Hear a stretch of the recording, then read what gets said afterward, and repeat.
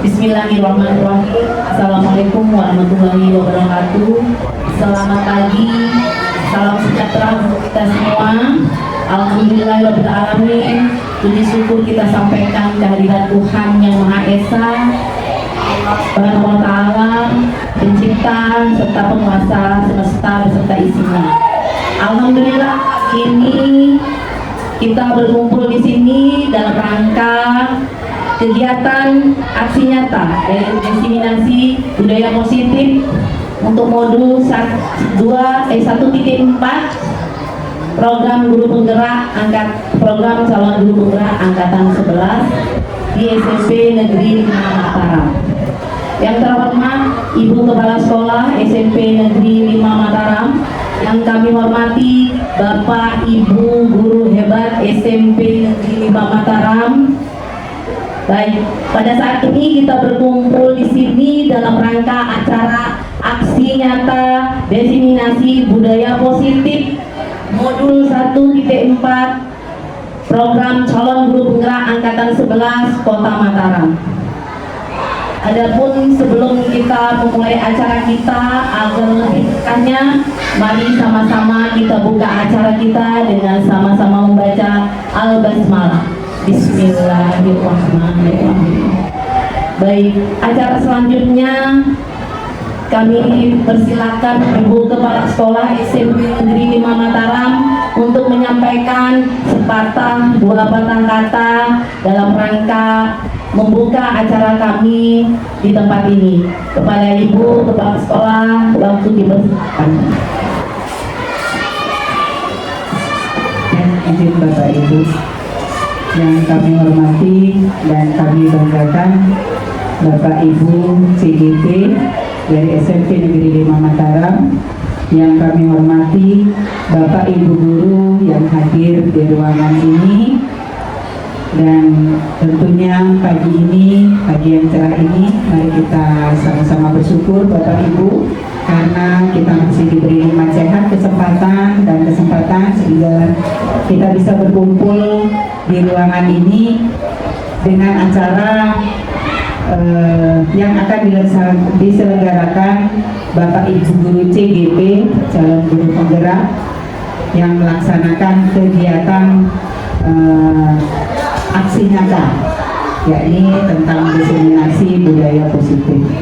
Bapak Ibu yang kami hormati serta Bapak Ibu CGP yang kami banggakan, pada pagi hari ini tentunya kami di sini sangat-sangat berbangga hati, sangat-sangat berbahagia karena dengan terselenggaranya aksi nyata diseminasi budaya positif ini berarti Bapak Ibu sudah akan melampaui tahap pertama dan akan memasuki tahap kedua dari kegiatan CGP ini.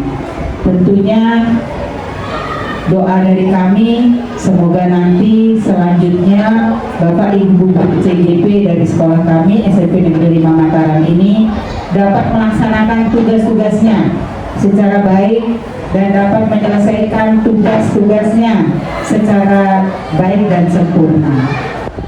Bapak Ibu CGP yang kami hormati, hari ini tentunya tantangan yang berbeda dari hari-hari yang sebelumnya, karena pada hari ini Bapak Ibu akan mengimbas, mensosialisasikan tentang budaya positif yang sudah Bapak Ibu rancang selama ini bersama 4 orang teman Bapak Ibu guru. Jadi hari ini adalah hari yang juga menentukan apakah Bapak Ibu mampu dan apakah karya yang sudah Bapak Ibu buat itu tidak perlu kritik dan lain-lain dari teman-teman guru. Tentunya lebih banyak kritik dan saran dari teman-teman guru, karya ini akan menjadi lebih sempurna. Jadi sekali lagi Bapak Ibu guru penggerak, jangan bosan-bosan berinovasi, jangan bosan-bosan membuat langkah-langkah yang lebih baik ke depannya. Pesan Ibu hanya satu, Bapak Ibu tetap disiplin, Bapak Ibu tetap ikhlas menjalankan semua tugas sehingga tugas-tugas Bapak Ibu bisa selesai dengan baik. Dan hari ini Ibu membuka acara ini atas izin Bapak Ibu guru semua. Semoga acara diseminasi ini berkah untuk kita semua. Sekali lagi mohon Bapak Ibu guru membantu untuk penyempurnaan apa-apa yang akan disampaikan oleh teman-teman kita dari CGP SMP Negeri 5. Sekali lagi selamat melaksanakan tugas berikutnya. Semoga tugas-tugas berikutnya akan mendapat hasil yang terbaik dan menjadi berkah untuk sekolah kita SMP Negeri 5 Mataram. Sekali lagi mohon maaf bila ada yang tidak berkenan. Kami ucapkan terima kasih dan selamat pagi. Terima kasih kami sampaikan kepada Ibu Kepala Sekolah SMP Negeri 5 Mataram yang telah membuka dan berikan sedikit sambutan untuk kami. Acara selanjutnya yaitu aksi nyata diseminasi budaya positif program calon guru penggerak angkatan 11 Kota Mataram. Assalamualaikum warahmatullahi wabarakatuh. Terima kasih saya ucapkan untuk Bapak Ibu guru yang telah hadir di ruangan ini dalam kegiatan diseminasi rencana aksi nyata modul 1.4 budaya positif calon guru penggerak angkatan 11.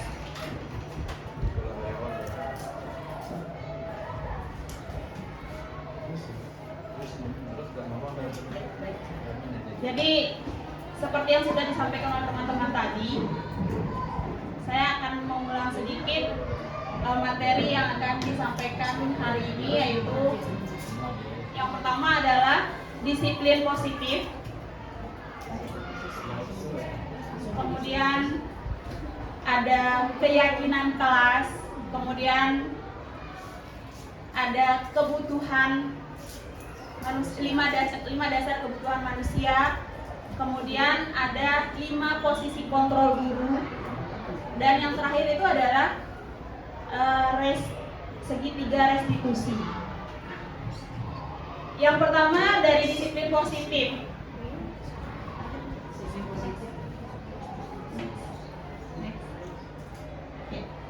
Disiplin positif itu merupakan suatu cara penerapan disiplin. Ya, kita sebagai guru pastilah ingin menerapkan, ingin melihat bahwa bagaimana siswa-siswa kita di sekolah itu dapat disiplin. Salah satunya dengan cara kita mengajak mereka, memberikan contoh kepada mereka dalam hal yang paling utama. Kalau disiplin itu pasti anak-anak kita ajak untuk datang tepat waktu, mengerjakan tugas dengan baik, mengumpulkan tugas tepat waktu saat diminta. Oke, next. Di sini ada profil pelajar Pancasila. Nah, tentunya kita sebagai guru yang sudah tidak asing ya tentang profil pelajar Pancasila. Boleh Bapak Ibu sambil kita mengingat apa saja yang termasuk dalam profil pelajar Pancasila. Yang pertama,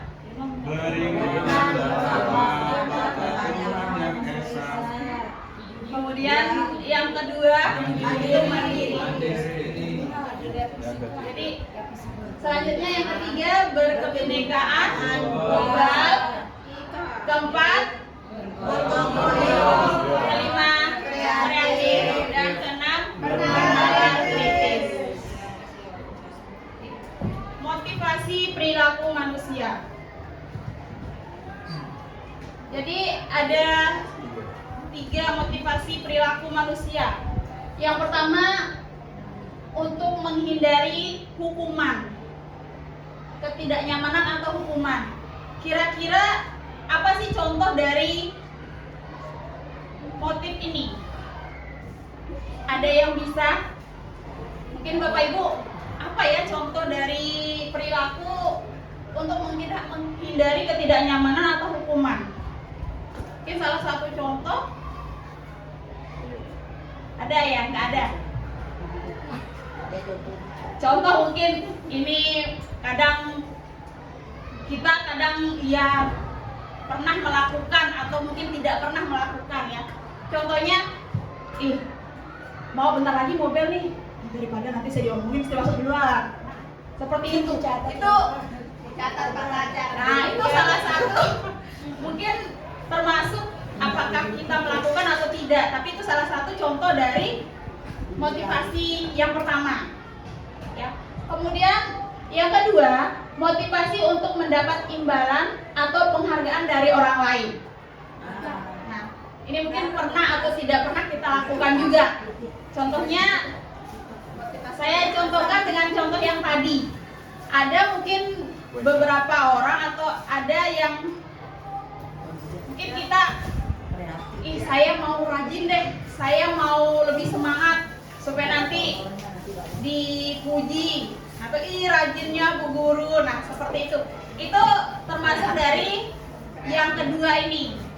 Ya, motivasi perilaku yang kedua. Mungkin terkadang kita juga mungkin pernah ada di posisi itu. Kemudian yang ketiga, untuk menjadi orang yang mereka inginkan dan menghargai diri sendiri dengan nilai-nilai yang mereka percaya. Sebagai salah satu contoh, ini saya yakin Bapak Ibu juga seperti ini. Banyak dari kita kadang, saya harus datang tepat waktu, saya harus duluan ke kelas, saya harus duluan daripada murid-murid saya. Nah, inilah yang termasuk dari motivasi yang ketiga tadi. Kemudian masuk kepada keyakinan sekolah atau keyakinan kelas. Nah, keyakinan kelas atau keyakinan sekolah itu dibuat bersama. Kita buat bersama dengan murid yang biasanya di awal tahun pelajaran masuk. Keyakinan kelas atau keyakinan sekolah ini bisa saja berubah-ubah tergantung pada kebutuhan murid. Ya. Dalam membuat keyakinan sekolah atau keyakinan kelas, guru itu berperan dalam mewujudkan terbentuknya keyakinan. Ya.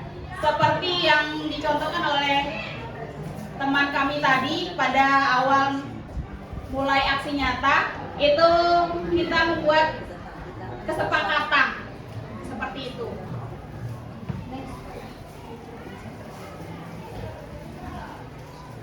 Ini salah 10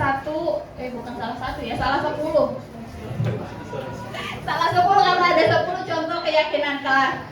Dan saya yakin Bapak Ibu juga saat mengajar itu punya keyakinan atau punya seperti kontrak kerja, kontrak belajar dengan siswa kita ya. Kalau dulu mungkin bahasanya kontrak belajar, kalau sekarang saya baru mendapat itu bahasanya keyakinan kelas saat mengikuti pendidikan calon guru penggerak.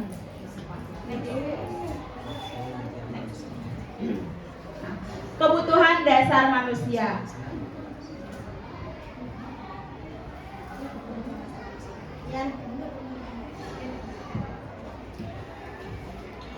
Baik, Bapak Ibu, jadi kebutuhan dasar manusia. Kita sebagai manusia, apa sih sebenarnya yang kita butuhkan? Apa yang kita butuhkan? Kira-kira Bapak Ibu, apa saja kebutuhan dasar manusia? Bertahan hidup, Bu. Hak memilih. Hak untuk memilih, bertahan hidup. Kasih sayang. Kasih sayang, ini yang paling ya. Woi. Mau di rumah, mau di jalan, Betul. ya kan dimanapun. Ya kalau kita naik sepeda motor, tiba-tiba orang klakson dari jauh kan kaget, kita harusnya baik-baik. Seperti itu. Ya artinya kasih sayang itu nggak harus selalu cinta-cinta gitu. Perhatian juga ya. Ya artinya bukan yang harus dua sejoli. Ya tanda kutip. Baik. Nah ini kebutuhan dasar manusia yang telah kami pelajari di program Guru Penggerak. Yang pertama, bertahan hidup. Jadi sebenarnya bertahan hidup dan kasih sayang ini ada perbedaannya ya.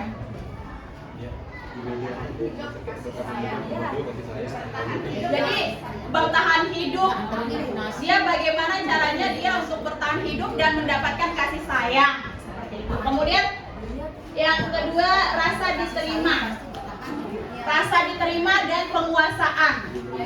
Jadi rasa diterimanya itu ada anak yang mencari perhatian. Mohon maaf, itu dannya harusnya di belakang. Terima kasih, itu harusnya dannya di belakang. Rasa diterima dan penguasaan. Salah ketik.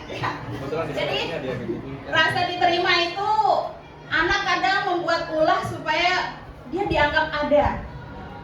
Saya sering mendapatkan siswa yang seperti itu, dan saya yakin Bapak Ibu guru juga pernah mendapatkan ada siswa yang seperti itu. Ya. Kemudian yang penguasaan. Nah, kalau penguasaan ini jadi ada kadang anak kita kelihatan seperti dia pengen diakui bahwa dia bisa. Eksistensinya. Kalau bahasanya sekarang songong. Oke, baik. Kemudian yang terakhir itu kebebasan kesenangan. Jadi kebebasannya dia bagaimana untuk bebas berekspresi, bagaimana dia untuk mendapatkan kesenangan. Oke, next. Tadi studi kasusnya sudah dibahas. Kemudian posisi kontrol restitusi. Di sini posisi kontrol guru. Nah, jadi kita sebagai guru memiliki 5 posisi kontrol. Yang pertama sebagai penghukum, yang kedua sebagai pembuat merasa bersalah, yang ketiga sebagai teman, yang keempat sebagai pemantau, dan yang kelima sebagai manajer.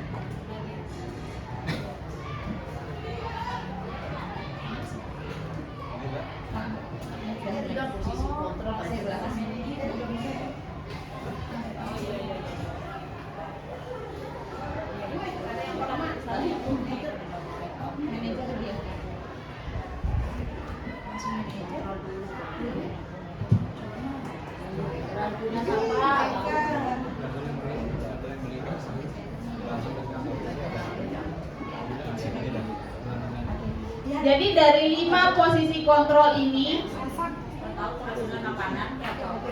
restitusi ya. Dari 5 kontrol restitusi itu yang paling tepat dan yang paling baik, yang paling bijak, alangkah bijaknya kita menerapkan itu sebagai kita guru sebagai manajer. Tapi agak berat ya mungkin. Ya, bisa dikombinasikan dengan situasi yang ada. Seperti contoh yang sudah dijelaskan tadi. Next. Nah, yang terakhir itu segitiga restitusi.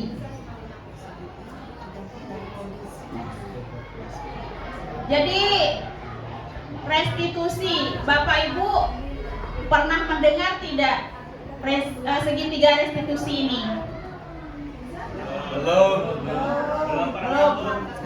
Belum ya? Meskipun Bapak Ibu belum pernah mendengar yang namanya segitiga restitusi, tapi itu saya yakin kita pernah menerapkan itu. Nah, di sini ada 3 tahapan segitiga restitusi. Yang pertama itu adalah menstabilkan identitas. Jadi menstabilkan identitas itu merupakan dasar dari segitiga restitusi, yang dimana jika ada kasus anak berbuat kesalahan, maka kita panggil anak itu untuk kita tanyakan kenapa, penyebab masalahnya. Itu kita stabilkan identitasnya dulu supaya anak mengerti bahwa dia telah melakukan kesalahan. Kemudian setelah anak sudah paham apa yang telah dia perbuat itu salah, barulah dia masuk lagi ke validasi tindakan yang salah. Ya. Jadi validasi tindakan yang salah menyatakan bahwa dia telah melakukan hal yang tidak baik, hal yang salah. Ya. Kemudian yang ketiga itu adalah menanyakan keyakinan. Kita pastinya sudah membuat keyakinan kelas. Jika anak sudah membuat kesalahan, kita sudah bertanya, menanyakan tindakannya salah, maka kita tanyakan keyakinan yang sudah kita sama-sama bangun, yang kita sudah sama-sama buat bersama dengan anak-anak, sehingga dari apa yang telah dia perbuat itu dia sudah memahami kira-kira apa hal yang akan dikerjakan untuk menyelesaikan permasalahan yang sudah dia buat. Oke, next.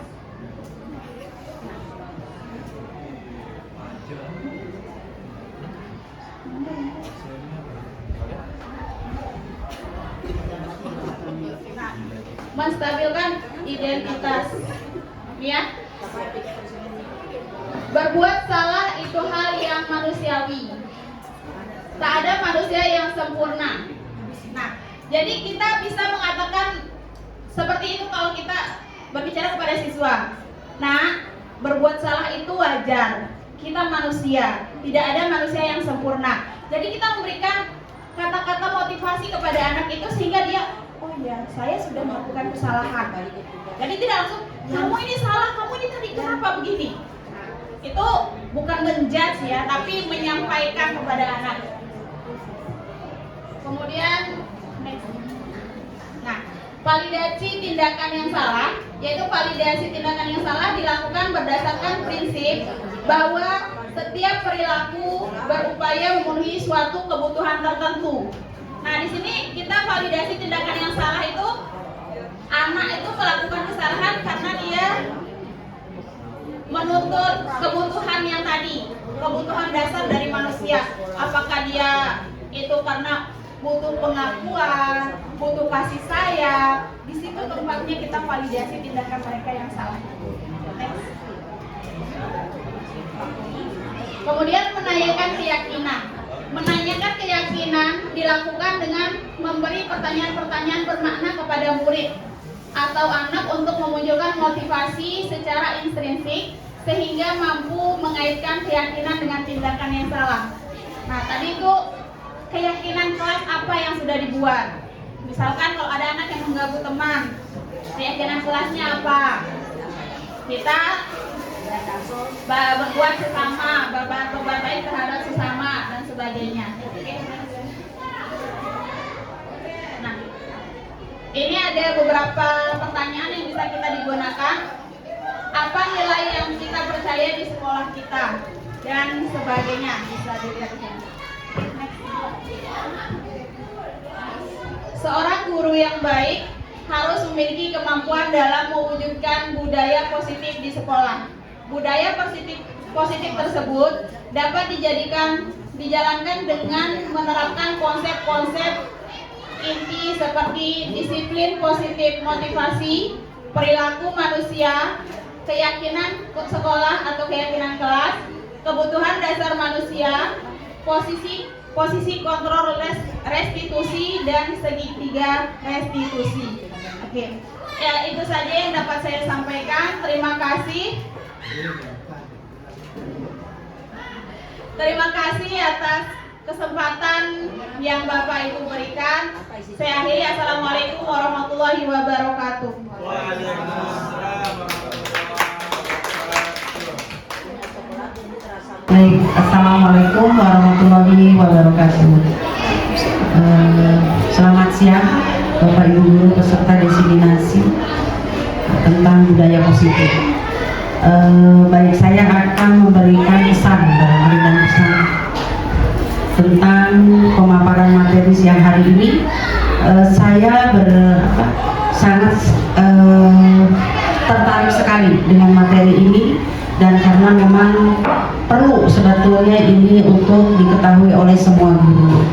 Nah, pertama, saya tertarik sekali dengan materi yang pertama yang disampaikan oleh Ibu Rahmi. Sangat bagus sekali untuk mengawali dan memberikan suatu pemahaman bahwa kita sebagai guru ini, kalau saya simpulkan tadi, bisa juga sebagai seorang petani kalau saya lihat di sini. Karena lahan kita ini adalah sekolah. Sedangkan siswa ini kita berikan sebagai bibitnya. Nah, tentunya seorang petani ini harus tahu kapan dia akan menuai itu, kan begitu ya. Kapan kita akan menyiraminya, kapan akan memberi pupuknya, sehingga hasil yang akan didapatkan dari seorang petani itu, lahannya itu tentu menghasilkan akhirnya buah yang baik, yang tentunya dalam ini adalah siswa yang sudah kita didik selama kita menjadi seorang guru. Jadi pemahaman seperti ini perlu sangat sekali dipahami oleh kita sebagai guru. Kemudian juga di dalam pelaksanaan sebagai petani itu saya lihat di sini Pak Panji juga memaparkan bagaimana kebutuhan-kebutuhan dasarnya itu harus tentunya kita penuhi.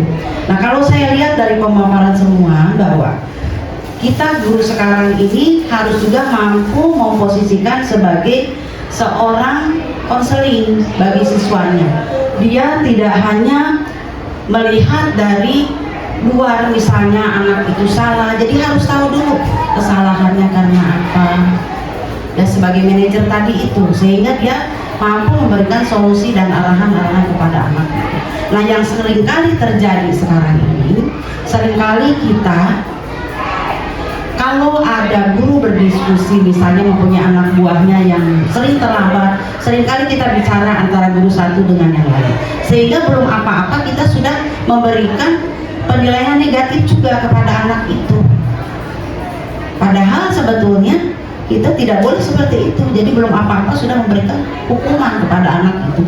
Nah, kemudian tadi juga bagus sekali, seringkali kita keliru juga memberikan hukuman itu. Jadi anak salah itu ya harus sesuai dengan kesalahannya itu, supaya kesalahannya itu tidak terulang lagi. Seperti tadi contohnya, anak yang terlambat imtak dihukumnya jongkok, kan gitu. Kemudian juga kita sebagai guru melaksanakan ulangan, kita analisis soal itu. Padahal anak itu salahnya hanya di poin 1 dan 2, tapi remedi anak-anak seluruhnya. Nah, ini juga kesalahan kita. Ya, jadi memang Ibu, jadi di sini kalau saya lihat perlu kesabaran, pendampingan yang terus menerus kepada anak kita, dan harus mengetahui potensi anak didik kita itu, semuanya itu harus kita track. Jadi saya sangat bersyukur sekali pemaparan ini betul-betul menjadi dasar kita di dalam menjadi seorang guru. Apalagi tadi disampaikan kita sebagai petani di lahan ini, bibit unggul juga tidak akan menjadi buah yang bagus kalau di dalam penyemaiannya, kesehariannya, petaninya lalai. Jadi tidak mutlak dia akan itu. Jadi sangat penting sekali kita sebagai guru. Kalau mungkin tambahan dari saya sebagai petani juga ini Pak, Bapak Ibu guru. Jadi harus kontrol kapan waktu panennya, itu harus tahu kita siklus-siklus itu. Jadi saya betul-betul hari ini kita samakan persepsi. Bahkan ini masukan dari saya, Bapak Ibu pengurus pemberat, mari kita sama-sama untuk diseminasi kepada seluruh guru. Kenapa? Karena bagaimana kita akan tercipta disiplin positif kalau memang hanya beberapa guru. Jadi semua harus sepakat dan memahami apa tugas kita dan sebenarnya dan harus bagaimana. Jadi saya sangat berterima kasih dari Bapak Ibu supaya tercipta apa tujuan kita menghasilkan buah-buah yang baik, yang manis, yang punya harga, tentu nilainya tinggi. Mari kita sama-sama untuk memulai bagaimana kelanjutan dari apa kita sebagai guru dan sebagai petani. Barangkali itu tambahan dari saya. Mudah-mudahan sekolah bisa memfasilitasi kegiatan ini untuk skop yang lebih besar. Itu saja, mencari waktunya workshop atau apa bisa. Barangkali itu saja dari saya. Mohon maaf atas segala kekurangannya. Sekali lagi saya ucapkan terima kasih atas semua pribadi. Walaupun tidak 1 tahun lagi, terus terang saya sangat tertarik dengan ini. Terima kasih. Assalamualaikum warahmatullahi wabarakatuh. Bismillahirrahmanirrahim. Assalamualaikum warahmatullahi wabarakatuh. Waalaikumsalam warahmatullahi wabarakatuh. Ya, baik, saya di sini akan memberikan beberapa kesan ya dan juga saran mungkin nanti jika diperlukan. Pertama, kesan setelah mengikuti kegiatan ini, alhamdulillah ya, banyak sekali ilmu yang bisa kita dapatkan dari semua pemateri, baik dari pemateri pertama yakni Bu Rahmi, kemudian yang kedua dari Pak Panji, Bu Eka, dan juga Bu Feni. Jadi ini banyak sekali ilmu yang kita dapatkan sebagai guru yang sebenarnya seharusnya ini sudah kita seharusnya kita sudah dapatkan dari awal. Yakni bagaimana kita bersikap kepada siswa, bagaimana cara-cara kita menyikapi siswa ketika terjadi hal-hal yang di luar mengajar.